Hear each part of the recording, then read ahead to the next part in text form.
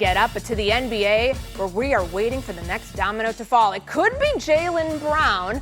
Shams Charania, Vince Goodwill with me here in New York. Shams, the latest on a Jaylen Brown trade. What are you hearing? Courtney, each day this week, the Boston Celtics have been actively engaged in trade conversations around Jaylen Brown with multiple interested teams.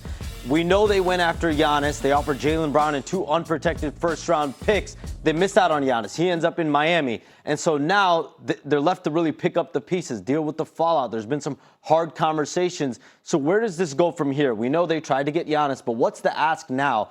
My understanding is in some cases the Celtics have asked teams for at least 4 first-round picks for Jaylen Brown. He's got 3 years left on his contract at a supermax clip. So where does that put him as far as his value?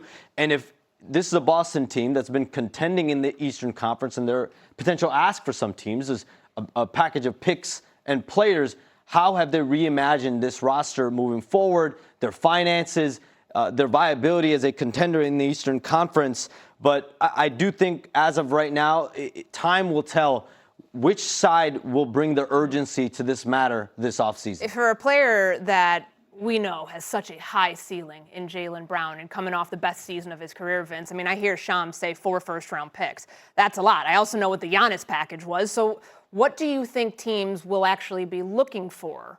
Is it seriously going to take that much, or could there be an offer where maybe there's another player packaged in there and it might lessen the cost for Boston? You can ask for whatever you want, Courtney. It doesn't mean that you're going to get it, especially if you're the Boston Celtics at this point. When you look at Jaylen Brown's contract, remember he's eligible for 2 years, $140 million on an extension on top of the contract he has already. You have to factor that in, the financial realities of where the NBA is. You cannot ignore what you're going to have to pay a player like Jaylen Brown and where your team is to absorb a player like that. If he's going to be your best player, then you have to understand, like, okay, are we going to be contending? Or if he's your second best player, you know where you're going to be, because you know if he's your second best player, you can get to the NBA Finals. The question is, where does Boston sit on this? If you're asking for 4 first-round draft picks, and you're looking at that roster, and you're looking at some of the holes in the roster, the deficiencies, and how Jaylen Brown was able to sort of curt all of that and carry them to 60 wins, what are your long-term plans? Are you planning to take a step back to then take a step forward? Are you planning on having another gap year this year if you're trading Jaylen Brown? I think that's the biggest question here. Where do the Celtics see themselves long-term in this vision? It's funny you say gap year in the Boston Celtics. I remember famously hearing that last year, and this was a team that won all those games without Jason Tatum. Obviously, a first-round exit in the playoffs wasn't great. But so let's talk options here, because I would imagine a lot of teams would be willing to make the call to Brad Stevens, to want to engage in those talks on Jaylen Brown. Who makes the most sense? Well, making the most sense from a standpoint of where Jaylen Brown fits is one thing, as opposed to the draft capital that Shams was talking about.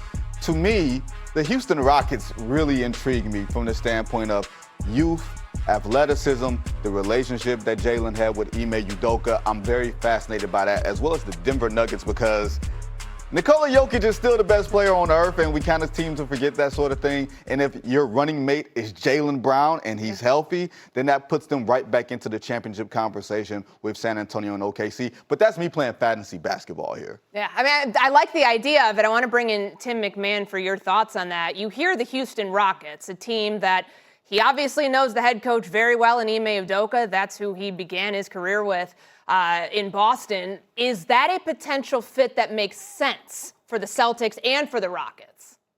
Well, listen, it's certainly been speculated throughout the league. Vinny's not the first one to bring that up. I did call to check on that with the Rockets, and the messaging was that there's no intent to get in on the bidding for Jaylen Brown in Houston at this point. So that's where things stand with the Rockets. Certainly understand where the dots can be connected. But again, you know, the Rockets aren't looking at this as an opportunity that they're trying to pounce on. Yeah, I mean, Shams, you said that teams are obviously very aware of this. Free agency now feels like it starts weeks before everything becomes final, because if you're going to upgrade your roster, more times than not, it's going to come via a trade. Who are the Boston Celtics talking to right now? First of all, Courtney, I just got a FaceTime from Pat McAfee. He told me I need to smile more. So here's a smile for you, Pat, watching at home somewhere. They're talking to a slew of teams. The majority of their conversations so far in the Western Conference. But if you have draft capital, you think of teams, if I'm the Celtics and I want teams to give me draft capital, you look at a team like the Brooklyn Nets. You know, do they have interest? The Grizzlies have a bunch of firsts. The Thunder have a bunch of firsts. I'm not saying these are teams that are interested in Jaylen Brown, but if that's the goal, that's really where you look at. Portland has been a team that has interest in Jaylen Brown. They had interest in LaMelo Ball. They had interest in Giannis Antetokounmpo. So they are a team that has a ton of draft capital. They've got a ton of young talent on this team. So could they make an offer? And with Giannis, my understanding was he had no interest being in Portland. But he had 1 year left on his deal that gave him power. He had an ability to basically negate any type of trade to a team like Portland. Jaylen Brown's got 3 years left on his deal. If you're the Portland Trailblazers and you have the assets and the capability to go get a Jaylen Brown, there's not that worry that, hey, he might not extend long-term. He's already in long-term. And an organization that has a new head coach, believes they have a new direction, trying to make the most of it. We'll see. I'm hoping that you're going to be breaking a trade and not just taking calls from Pat McAfee on this show. I'm really kind of trying to manifest this here on a Friday morning. You know what, Courtney? I would love... Back to the NBA, our Shams Charania reporting that the Celtics are actively engaged in trade talks surrounding Jaylen Brown following their failed attempt to acquire Giannis. Wendy, I want to start with you. The latest. What is the latest that you're hearing about Brown in the C's? Yeah, so there's a whole bunch of teams who were looking at Jaylen Brown's availability, waiting to see if the Celtics were going to win the Giannis Antetokounmpo bidding. When they didn't, and Brad Stevens came out after the draft and said a lot of wonderfully nice things about Jaylen Brown, but none of them were not going to trade him, and openly said he met with Jaylen Brown and had what he said was an honest conversation with him. I don't think he told him, and I think he told him, like, you could be traded. So I don't think it's a guarantee, but I think the Celtics believe that they need to change their roster and are actively looking for a way to use Jaylen Brown to do so. Tim, are the Celtics making a mistake trying to move on from Jaylen? I mean, they're too far down the road at this point. And look, this comes on the heels of Jaylen Brown coming out after they got bounced in the first round and saying this was the favorite season of his career. Basically saying, hey, I loved being the man while Tatum was out. I loved having the ball in my hands. I loved everything revolving around me. You know, that could be part of the calculus here, but the simple fact of the matter is, typically when you have an all-NBA player in his prime being traded, one, the franchise is being forced to do so. Two, it's triggering a rebuild. This is the opposite of that. How do you trade this caliber of player and get better? You don't see getting equal or better immediate value with this kind of player being moved very often.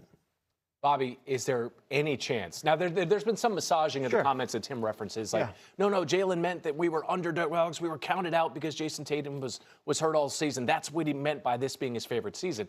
Is there any chance that this situation gets resolved between Brown and Boston? Well, I mean, there's always a chance. I just think we're down the road, and it's hard to put the genie back in the bottle here. I mean, having been involved with players whose names been in trade talks and rumors, it's an uncomfortable situation. Fortunately, there's no games going on right now. I mean, you can imagine Brad Stevens walking into the gym right now, and Boston's getting ready for shoot-around. That's the good news as far as where the offseason here. Here's a player, though, 3 years, $183 million left on his contract, and is a top 10 player in the NBA. You're not getting the return of a Giannis. Mm-hmm. Now, the question is it multiple players? Is it you're not going out there just building up your draft pick equity. You're not doing that with Jason Tatum and Derek White and Peyton Pritchard on your roster here. So that's going to be the biggest question: is this salvageable? And if not, what direction do the Celtics go with? Who should be trying to trade for Brown right now? Well, I consider Portland the biggest wild card this summer, and not just for the Jaylen Brown situation here, just because they have a new owner. And having gone through 4 ownership changes in my time in Brooklyn, new ownership is the ultimate wild card because there is a newness. They always want that shiny new toy, which in this case would certainly be a player like Jaylen Brown. Could have been Giannis potentially, maybe Anthony Davis during the season here. So maybe LaMelo Ball. Yeah, maybe LaMelo Ball. So Portland, for many reasons, and we don't have enough time on this show, is the wild card for me this summer. Okay, we do have more on the Portland owner. And we're gonna spend more time. How about that? Spend more time for this billionaire owner. What a talent you are. Athletic owner. Coming up on the NBA offseason, is it about to explode? Could Kawhi or another superstar, Kawhi Leonard or